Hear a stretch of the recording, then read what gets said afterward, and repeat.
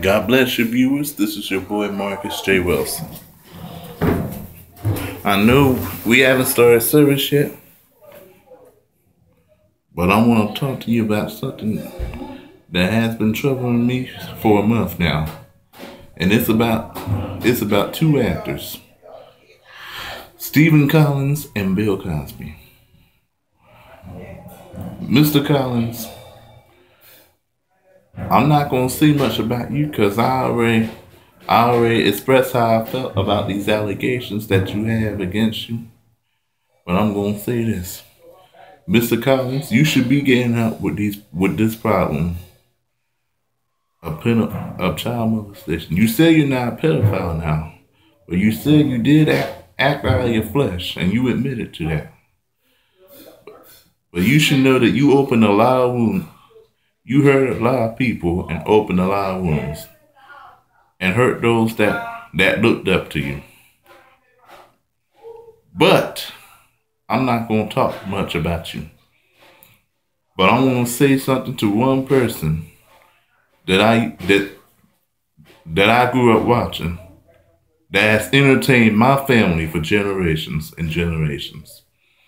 Mr. Cosby, whatever you did, whatever you're accused of, if you did do these things to these women that these 20 plus women said you did, you need to get down on your knees and ask God to forgive you.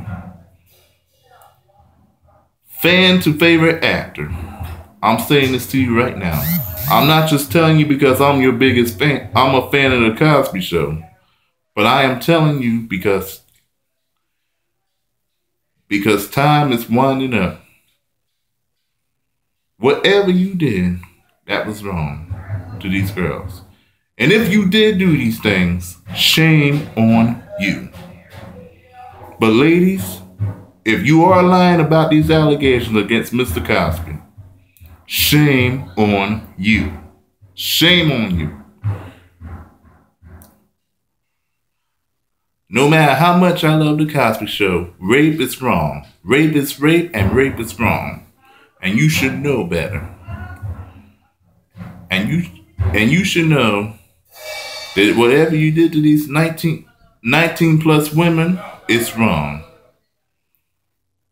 So Mr. Cosby, like I said to you before, I'm still gonna love the Cosby Show in spite of the person that created it, and in spite of the person that acted and appeared in it. I may not see you as a rapist on the Cosby Show, but let me tell you something. If you did do this, you need to ask God to forgive you for what you did. And I hope you understand, Mr. Cosby. I'm not just saying this because I'm a fan of the Cosby Show. I'm saying this to you as a person.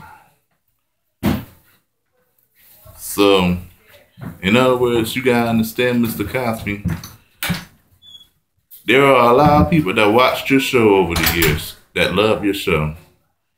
And you gotta understand that people are gonna judge you for what you do. And they're gonna judge, and we're gonna judge, God's gonna judge them for what they do.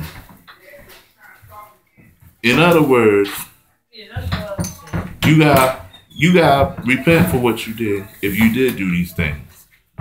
And to the women that accuse you of this, if you are lying about this, ladies, you need to pray and ask God to forgive you. I mean, look, how can you remember being drugged by Mr. Cosby and who the rapist is? If you're drugged by somebody, you can't remember who raped you or nothing like that. In other words, this is a lesson to everybody, even to me. Whatever we did wrong, before we get famous or after we get famous, we gotta make amends for what we do. And I do want to be a famous writer, but I don't want what I did in my past to ruin my future. In other words, I do want to apologize to some that I have hurt in the past. In the past, I do want to apologize for what I did in the past. I'm not doing this just to get my career off the ground. but I'm doing it now so it won't affect my future. So in other words, this is the message for Bill Cosby and Stephen Collins. Make amends with your accusers and make amends with your victims. And understand that God is watching both of y'all and God knows and see y'all. Because otherwise, if you don't, and the world end, there's going to be trouble for both of y'all. And remember what I say. As a writer, I don't want my career ruined because of some allegation made by somebody else. But the same goes for you, Mr. Cosby. You gotta understand, Bill. God bless you. God bless everybody. I want to wish you all Merry Christmas.